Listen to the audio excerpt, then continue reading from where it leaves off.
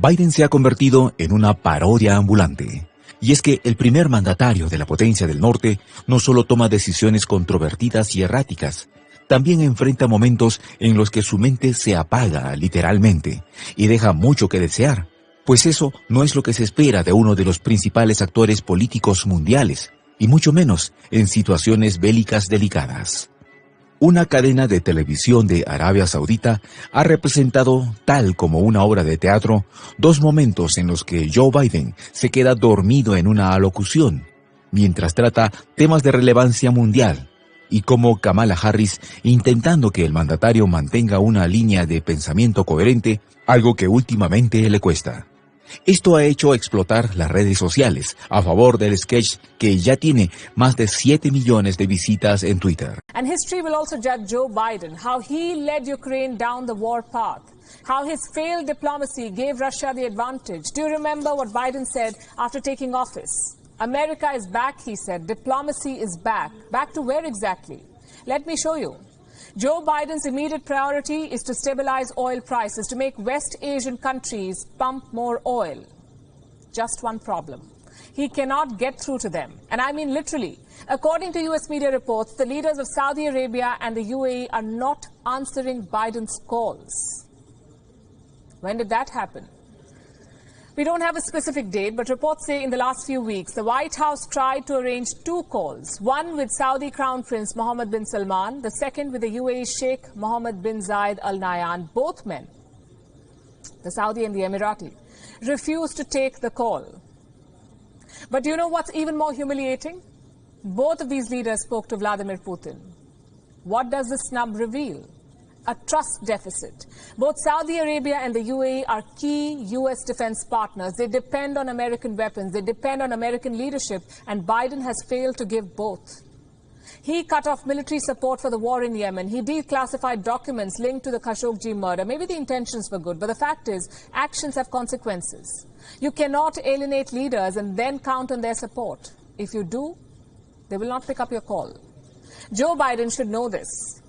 He keeps bragging about his 50-year career, about his foreign policy chops. But what has he achieved with all this experience?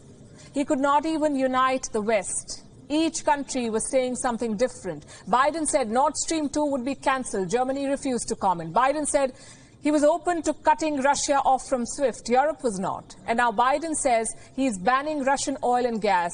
Again, Europe is not. On Nord Stream and SWIFT, Europe did relent, but by then it was too late. Russia had already reached the gates of Kiev. Biden had enough time to prepare, to reach out to his allies, to work on joint sanctions. But Joe Biden, the President of the United States, was slow to react. His supporters say it's part of quiet diplomacy. Well, maybe it is, but Biden's diplomacy was so quiet, Russia could not even hear it. And the President has a history of this.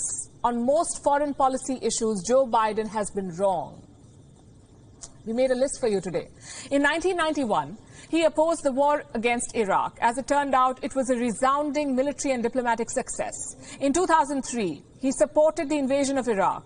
Well, we all know how that turned out. Mistake number 3 came in 2011. Joe Biden changed his position on Iraq. He pushed then-President Barack Obama to withdraw U.S. soldiers.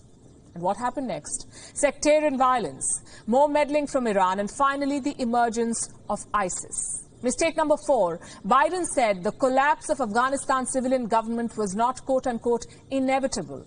As it turned out, it was inevitable. The Taliban conquered Afghanistan even before America's evacuation.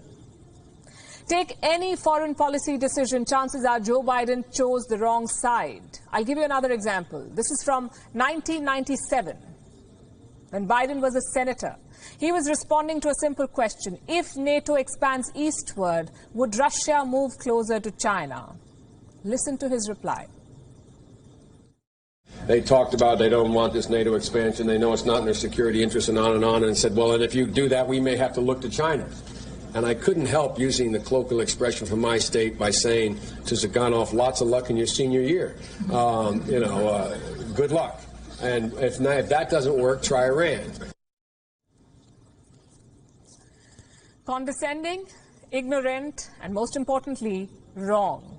Russia is moving closer to China. Both countries have agreed on a strategic partnership. They're working to blunt Western sanctions. We just told you how Zelensky made grave miscalculations. Well, at least Zelensky is a political novice.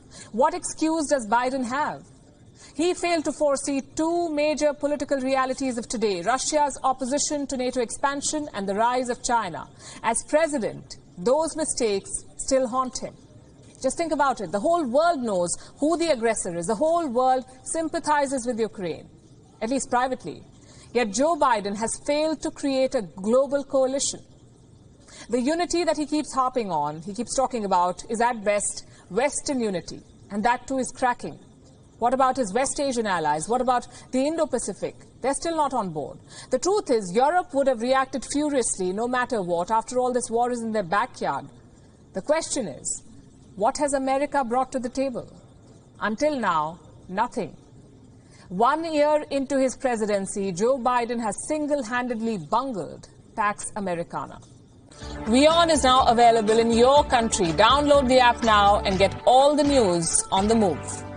El país bajo castigo finalmente se ha impuesto a los propósitos de Washington y sus aliados de la Unión Europea, que persiguen asfixiar la economía de esta nación, decretando un boicot a sus hidrocarburos. Y es que el petróleo del país sancionado que Occidente ha dejado de adquirir ya ha encontrado otros compradores, principalmente en los mercados asiáticos. Un hecho que ha sido reconocido hasta por la propia Agencia Internacional de Energía, un organismo muy vinculado con los intereses de Washington, que debió replantear sus estimaciones sobre el impacto del embargo petrolero occidental. Una escandalosa inflación de 8,5% registrada en el mes de marzo madrugó a la Casa Blanca y acercó a la administración Biden a su peor pesadilla: una economía volátil que no pueda ser controlada con nada ni por nadie. El problema es que el origen de esta volatilidad podría estar relacionado con las medidas tomadas por Biden para detener el avance de la inflación. Unas que, de acuerdo con autoridades de la Reserva Federal, son insuficientes para provocar el descenso de la curva de este indicador. James Bullard, presidente del Banco de la Reserva Federal de la ciudad de San Luis, reveló que luchar contra la inflación con tibias subidas de tipos es grave error de la administración Biden. Para Bullard, las subidas de tipos en estos escenarios deben ser mucho más agresivas, y el Comité de Fijación de Tipos lo sabe, solo que no quiere ejecutar las medidas necesarias para no afectar aún más la popularidad del actual inquilino de la Casa Blanca. En opinión de Bullard, los indicadores de la inflación que se han mostrado neutrales no son los que deben ser atendidos con prioridad por la administración de Joe Biden si es que quiere ver resultados pronto. Según Bullard, hay que presionar a la baja el componente de la inflación que es más persistente, porque mientras parte de la inflación puede modelarse de forma natural, este componente nunca lo hará y terminará empujando el resto. Bullard ha sido el funcionario del Banco Central más reaccionario y el único que ha advertido que Biden está detrás de la curva en la lucha contra la inflación, porque no ha aceptado que debe implementar una estrategia más drástica. El presidente de la Reserva Federal de Richmond, Thomas Barkin, estuvo de acuerdo con Bullard y sugirió que el Banco Central suba los tipos hasta un nivel en el que los costes de los préstamos dejen de estimular la economía. De acuerdo con Barkin, esto podría significar que los tipos de interés subirán tanto como la Reserva Federal lo considere necesario, supuestamente para que la economía de Washington reaccione. La mayor parte del aumento de la inflación que se presentó en el mes de marzo fue impulsado por un aumento en los precios de la gasolina y los alimentos, que subieron cuando el conflicto en Europa hizo que los mercados mundiales de materias primas se descontrolaran. Según muestran los indicadores, solo el mes pasado los precios de la gasolina en esta nación aumentaron más del 18%, una escalada que, de momento, no acabará mientras persista la incertidumbre de lo que ocurrirá con el mercado petrolero mundial. Excluyendo las categorías de alimentos y energía más volátiles, Los precios subieron un 6,5% durante el periodo de 12 meses que finalizó en marzo, el mayor salto desde agosto de 1982. Por su parte, los costes de la energía aumentaron un 32% durante el último año, mientras que los precios de los alimentos aumentaron un 8,8%. Como lo revela el Banco Central, este fue el mayor aumento en los precios de los alimentos desde mayo de 1981, una verdadera tragedia para los que fueron más golpeados por la pandemia y aún no se han podido recuperar. Para el